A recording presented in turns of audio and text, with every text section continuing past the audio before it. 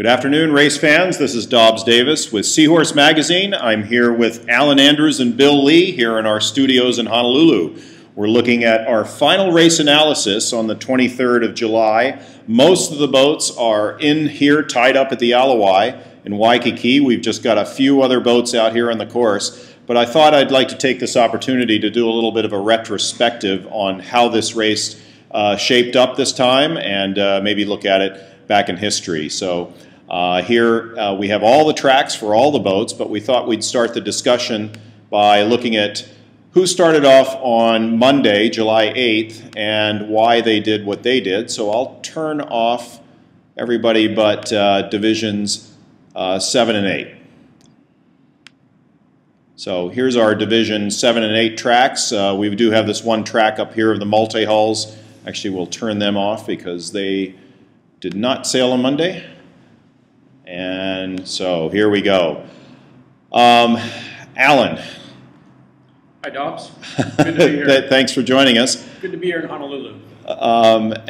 Congratulations. Alan sailed on Medicine Man and had a pretty good ride.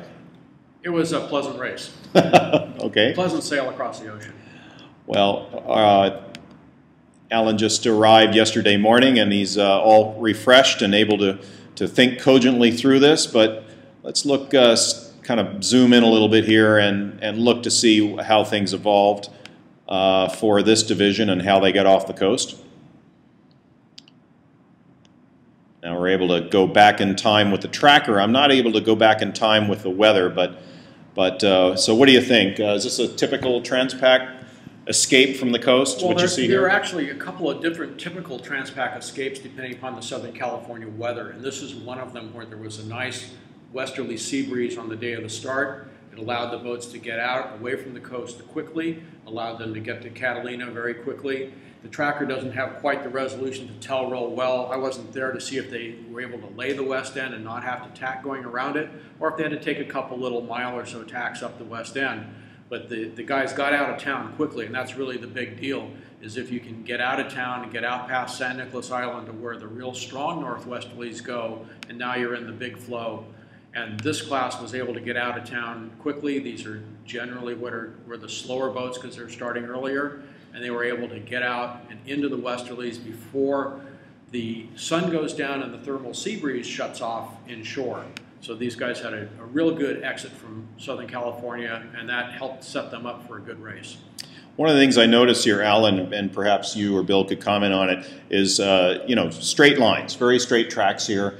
Starting to see a little bit of arcing here, and I was interpreting that as maybe just these boats not having the same continuity in their sail wardrobes to be able to, if they get a 10-degree difference in angle, that they put up a new sail to try to straighten their track. I think you'll even see some of that in some of the high-performance boats where it's very angle-specific for which sails and which wind speeds go on the fast spot. I think also you'll see the better sailed boats will sometimes, they'll have the right sails for things, and what you're seeing there is pretty realistic. It's what happens in the ocean when you sail with finite sails as opposed to an infinite amount. You may also see them start to make decisions as to where they want to be a day later, whether they want to be closer to the Pacific High or further from the Pacific High. And one thing that would be interesting that we may not have all the tools for right now is the weather forecasts come in at certain 6-hour intervals, and it may be interesting to see how close to after that interval somebody makes a course change. So when their navigator was able to see the information, use it, and make a decision to do something different from what they'd been doing. So here, one day into the race, just about 24 hours, this is Tuesday, July 9th, 12:30 PDT, they're already pretty far out, aren't they? They're just crossing 121, 120, 120, 130 longitude. I mean, for the slowest boats in the fleet, that's still pretty far. Oops, sorry about that. Yeah, they had a great exit. They got out of town really well on that. And the boat out in front, you can see there's one boat that's way out in front of the pack there, and that's the boat was Manatea. It's a 65-foot. Quite heavy cruising boat. Its performance characteristics of how it performs in downwind conditions and upwind conditions matches a lot of these other boats, even though the boat is a lot larger than any other boats in its size, which is one of the reasons I think the race organizers grouped it with this group of boats. But that's the reason it is out in front, is that it's a bigger boat than most of the other boats. So I was interpreting, and also I'm interpreting also that the wind conditions at this part of the race were fairly steady. There weren't a lot of wind shifts, aside from very small amplitude shifts, but fairly steady directions. And then that changes in course, like we see here with a 10-quarter, from this heading down to this heading, might represent a sail change. In my mind, that would be exactly, or a change of strategy. In my mind, that would be exactly what it would be. Even if it was a change of strategy, the change in strategy might dictate a change of sail. So that's the type of sail change that you would see from somebody sailing with a jib when they're up at the higher angles, to then changing to a reaching spinnaker, and with the boat sailing at its sweet spot with the jib, and then sailing at its sweet spot in the reaching spinnaker, that 15-20 degree course change. You can see it looks like somebody there made a course change down with the purple, maybe put the spinnaker up for a while, and then decided that was getting them too low. The other purple further up. Oh, here we go. Yeah. Between the sheets, they may have changed to a kite, and then said, "Hey, that's taking us too low. We really need to go back to the jib." Or You could another one. ask those guys and see. 10-quarter here, they did a big dive and then came back up. I was actually tracking these guys quite a bit and watched them against their other rivals. There's another 40-foot similar-sized boat out there that they seemed to be match racing for quite a while. So you may have some tactical reasons that these guys might get tangled up with in this stage of the race when the boats are so close. Well, with today's communications, when everything is working well, people can get they can get the position reports roughly hourly with a 6-hour delay. So they would know if everything's working well, they would know where the other guy was 6 hours earlier. I think it would be interesting since, and I'm previewing a little bit about our discussion on how the results turned out in this race, but we know our race winner is Dorade, 1936 winner of this race, and let's see, we turn them off, so we can find Dorade and look at their track and what they did to be successful. As you pointed out, Manateo was the largest boat in this class. They were always going to be about out in front, but maybe it's useful looking at Dorade's track. Where are they? Oh, here we are. Dorade and Westward. Dorade and Westward both. So both of them are in orange, and they both show fairly smooth tracks, don't they? Yeah, there's a little bit of ups and downs that are most likely to do with where you wanted to go on the course and where you went fast with which sails to best approach where they were going in that part of the course. But I see something like this, Alan, I think these guys are match racing. You know, it almost seems tactical because Dorade, of course, is a split rig, a yawl. They've got a lot of different possible sail combinations, whereas Westward is a sloop and probably has a lot fewer options to fill the gaps in the polars. Well, yeah, and it's interesting because we're both talking in today's world. We're both talking about older boats because Westward was launched in about 1962, and this is, I think, Westward's 4th Transpac. The family of the original owners were the people that were sailing the boat. It was the kids and the grandkids of the original owners that were sailing the boat this time around. And then you look at little wiggles like that, those are probably some sort of local weather issue or something happened. Could be squall affected, Mm-hmm. could be something was going on with significant sail issues that required people to sail off course for a little while, something like that.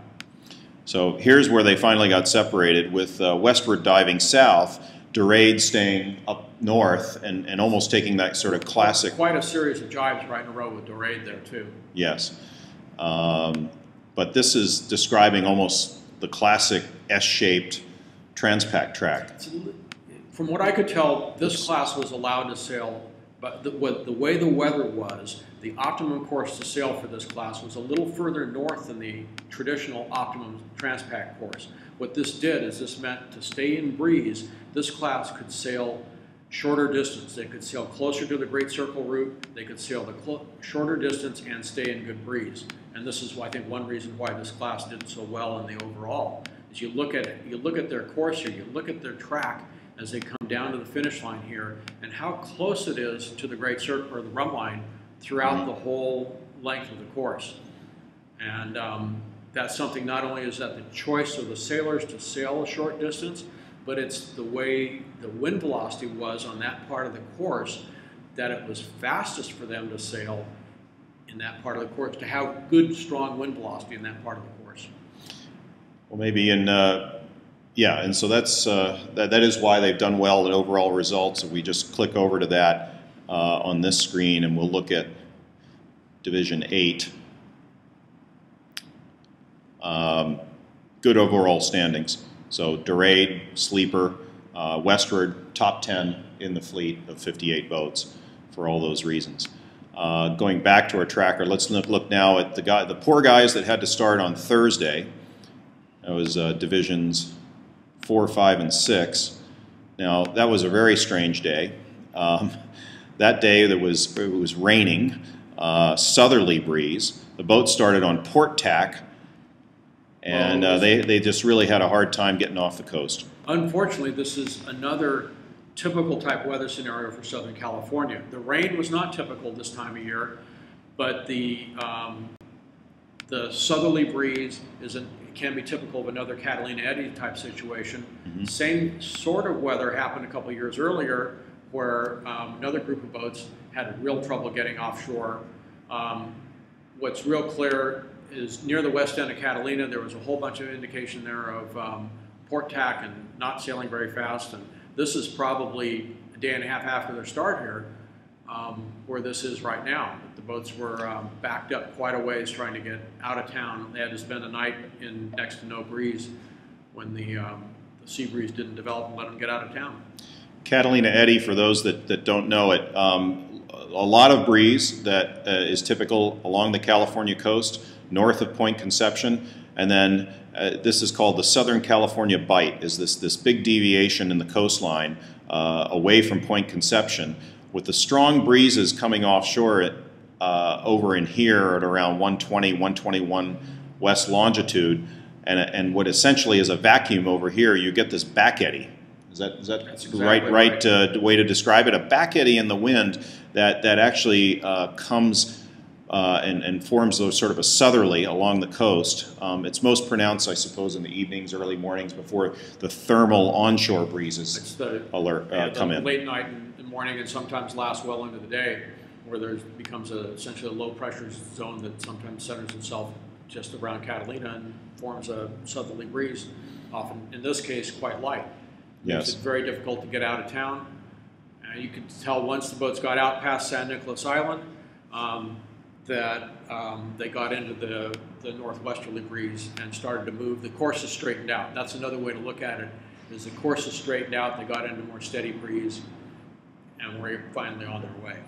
So this snapshot here is about 1 day into the race, and you can see that they had not made anywhere near the same progress as even the Division 7 and 8 boats, who are much slower because they're smaller, heavier, and so on. They were already down in this neighborhood in 24 hours. Even though some of these boats, are much faster. Yes. Than the boats that start on Monday. That's right. And then, Bill, as I think looked at too, we saw some of these boats even going north of San Nicolas Island. And that's a very unusual transpac course. It will work sometimes in the Catalina Eddy condition. The Great Circle route, the run line you can see goes just north of San Nicolas Island, and it can be the fastest way to get to the strong offshore northwesterlies some of the time. You have to be real careful about it. You can see some people got stuck and they couldn't get around the island and had to take big detours. Yeah, and I just kind of wonder about the guys on Kashmir here, having spent all that time sailing perpendicular to the rum line. They must have really wanted to go north, or something happened there, but normally you don't see that. Or they're going upwind, maybe, I don't know. Well, they got stuck sailing too low too early after Catalina Island. Mm. And if the breeze is going to fill in from the north-northwest, it looks like at one point they decided to try and head towards the new breeze. But they wasted some time early on with their low course there. So as soon as they got out to 120, they got in the breeze, and then everything sprints, and you can see then at each sked the relative rate of progress. I think here early on is where where's our Sea Horizon, Horizon's Brett already Walden. leading their class. Brett Walden's up in the top of their class. And it was interesting to see that they chose to stay up closer to the rum line in the Great Circle, with a few boats diving south. Now, here is our first finisher, Criminal Mischief, in Division 4. They were one of the boats that actually, if you look back, they were one of the ones that went north of San Nicolas Island. And then it looks like they made a strategic decision based on their weather information at that point that they're going to send it, probably put up an off-wind sail of some sort, whether it's Code Zero or Fro or some other sail, that they were diving south and diving south fast. These guys were probably leading because there's just simply sailing less distance. Well, there's a couple other things too. Criminal Mischief is a boat that can plane in several conditions and will plane in less wind speed than some of the other boats. So they have their options. They have different options available to them than some of the heavier boats that will be more powerful in power reach, but maybe won't get up and plane if they start, or won't get up and plane quite as easily as the Mischief will. So quite a big spread in those three classes on this course. A few guys even going further south. The Funnel Web boat, I think that's an Open 50 style boat. So their angles might be very different than Criminal Mischief. We just step forward through in time. Now they're starting to go downwind, right? Jibing. Yeah, they've been sailing with spinnakers for a while. If they're starting to show some jibes, and you're starting to see some people starting to think that maybe we don't want to end up as high as we're talking about here. Starting to see some people take some bites south. Mm-hmm. Yeah, and I think that this is where actually we saw this team on Bodacious in their effort to try to stay ahead of the Santa Cruz 52s and Santa Cruz 50s in their class. They made the decision based on their progs to dive south. So if we, so not too far with that. So it's almost like the race itself starts to reset in a way. Decisions made here, strategies made. Well, you've got here, you've obviously seen a wind shift because now the guys are on port tack and they're sailing pretty darn close to the finish line. They're sailing towards more pressure. So we've seen the wind come around and come more into the east, and the guys be able to sail towards the mark on port tack. And Mischief, knowing where they are here, they don't have to go that far south. They're probably in more of a tactical covering move by not continuing in and just probably leading the pack back in is what I imagine. Whereas Bodacious decides they're going to go even further and go all or nothing sort of strategy. The Bodacious guys decided they really wanted to go for the wind speed, and they pushed it south to go for the wind speed. There's a couple of guys on Bodacious that have done quite a bit of sailing in the Class 40s in the East Coast Class 40 circuit, which is a double-handed 40-footer, and they use some of the weather information and techniques they developed from that sort of thing to help them out on this race. Just looking through, as I kind of step through each one, I'm looking at the relative distance that Bodacious covers in each sked versus the guys in the middle, and they definitely have more pressure down here. You just see the progress they make relative to everybody up closer. So those were our Thursday starters. Let's have a look at our last day starters on Saturday in Divisions 1, 2, and 3. These are the fastest boats in the fleet, and we'll just have a look at see what their tracks were in this race. Oops. Moving back. Okay, so coming off the coast, they did have wind, not a lot, not as much as the Monday starters. Actually, yeah. It was another typical scenario that was probably very similar to the Monday starters, in that the boats were able to start on starboard tack, get to Catalina, very near the west end of Catalina, spend maybe a mile or so. I think we had less than a mile on port tack to get around Catalina. However, right at Catalina, the wind changed because of the way the island bends the wind, and it made a lot of sense to be on port tack for another 5 miles. It was closer to the mark to sail on port tack for 5 miles right up in past here. Catalina, Mm-hmm. and then get into more of a right-hand shift and tack again. But again, it was a very good exit out of town. I think we were past San Nicolas Island by 9 p.m. or 10 p.m., something like that. So it was, for those of us who are always worried about getting stuck in something like the Thursday starters had, it was a very good exit out of town. Already I'm starting to see some groupings of some of the classes. I think that's Division 3 with the sleds and Pyewacket and Retro and those boats. They seem to kind of cluster as a group and make a decision to go early, whereas why are these guys up here? Now we know why these guys are out here. These are the fastest boats, Ragamuffin and Maserati, Volvo 70. Well, in all of our pre-race weather information, the scenarios that were presented to us showed that sailing a track that was close to what the Division 7 and 8 guys sailed was going to be the fastest way to get to Hawaii. And it was showing there should be decent breeze, although not super, super strong breeze all the way. And we had a strange issue on the Medicine Man in that our sat-nav, our satellite communications devices worked at the start. We were able to send our mid-channel position report out, send the first day's position report out, get weather the first day, and then the satellite telephone and data reception stopped. And so we were now missing getting weather information. We were barely able to send position reports, and we weren't able to receive much in the way of position reports. So what we didn't know at this time and what had occurred is the weather predictions were going to show that the northwest part of the race course was going to have very light air. So that's where you see the boats in the southern part of the pack down here that Dobbs was talking about, the sleds and the TP52s, had acted on that type of information and had sailed further south.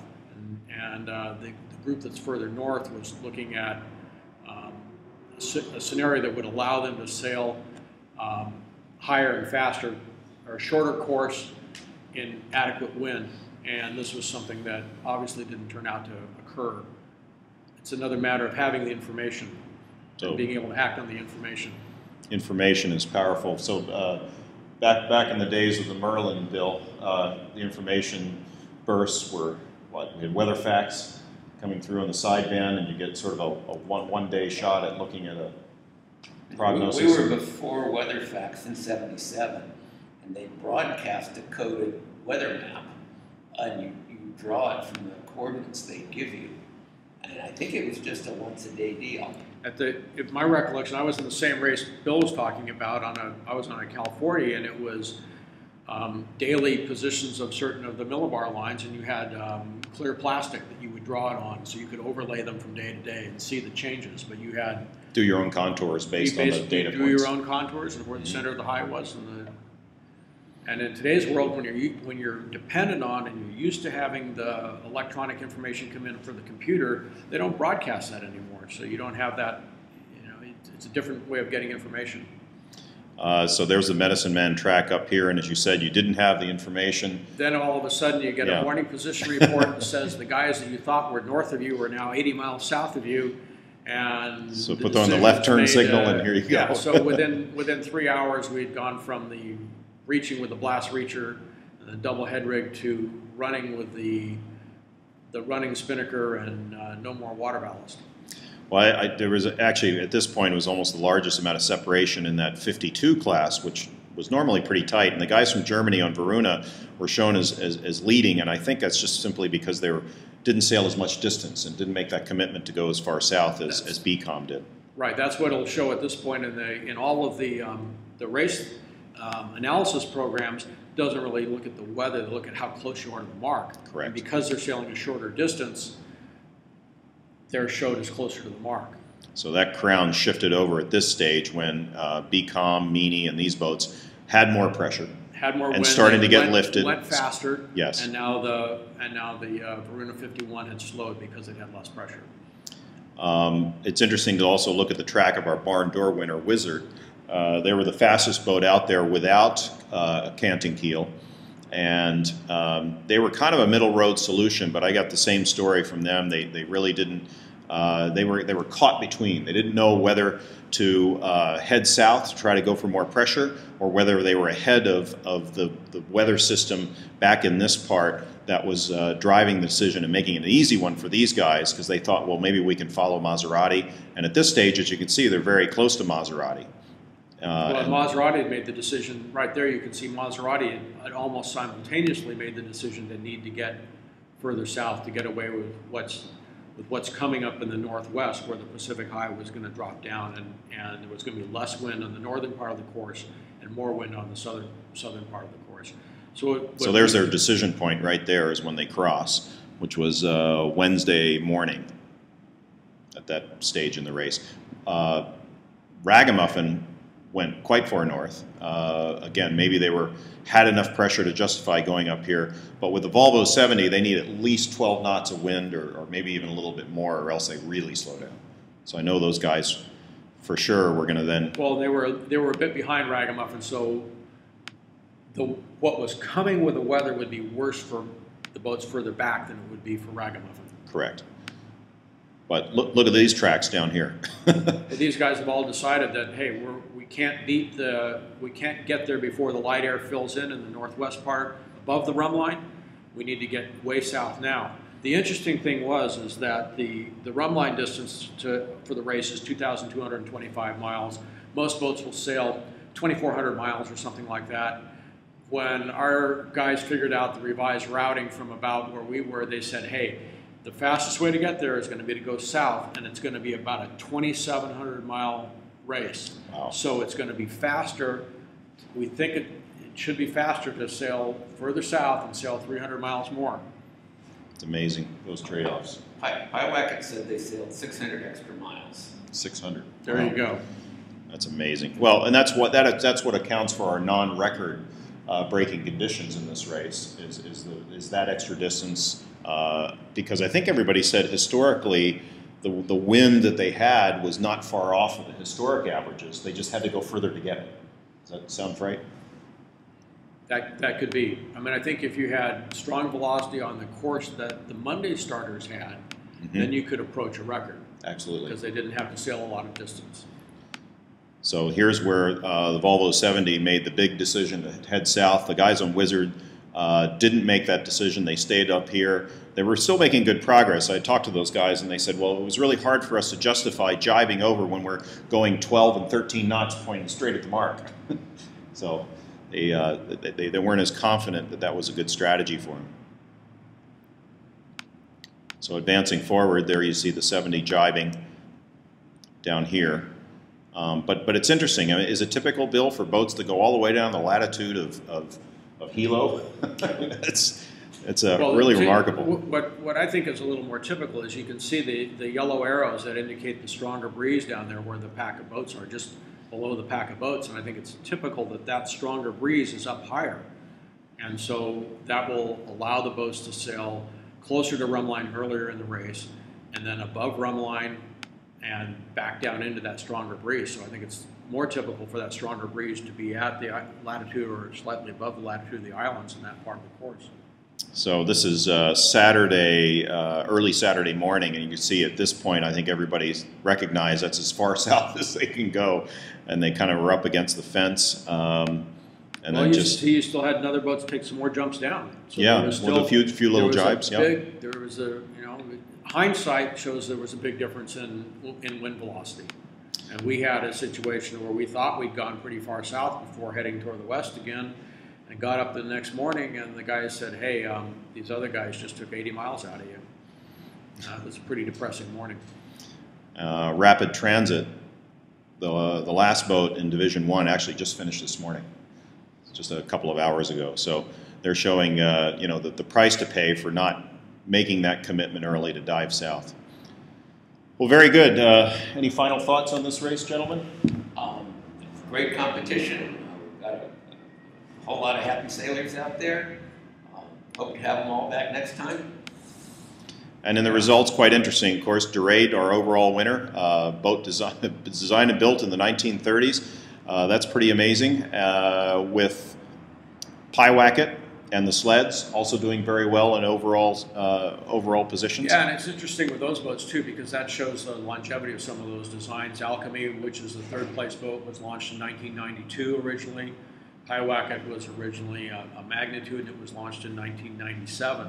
So, you know, it's showing that some of these older boats are able to stay competitive, particularly when they have owners and programs that are willing to keep them up in yacht condition and equip them well and get good sailors on them. Well, and don't forget the rating rule. I mean, the rating rule's ability to be able to predict the performance of those boats in those variety of conditions, and you compress it on the Transpac model into one single number, but I think that's pretty remarkable to be able to have fair ratings, if everybody agrees this is fair. Between the planing boats and non-planing boats, Alan's wincing. You know, that's something where there's OR is one of the better rules of being able to rate the vastly disparate types of boats that are out here, but there's still some pretty significant places where it can be improved. Well, we certainly give our hats off to Matt Brooks and his team on Dorade for being the overall winners. And gentlemen, thank you very much. I think this will wrap up our race analysis for the 23rd of July. Thanks very much for everybody watching and listening during the course of this race. And tune in back on the Transpac website for the next couple of days. There'll be a lot more content coming on, and of course our social media on Facebook. So for the Transpac Yacht Club, I'm Dobbs Davis with Alan Andrews and Bill Lee. So long for now.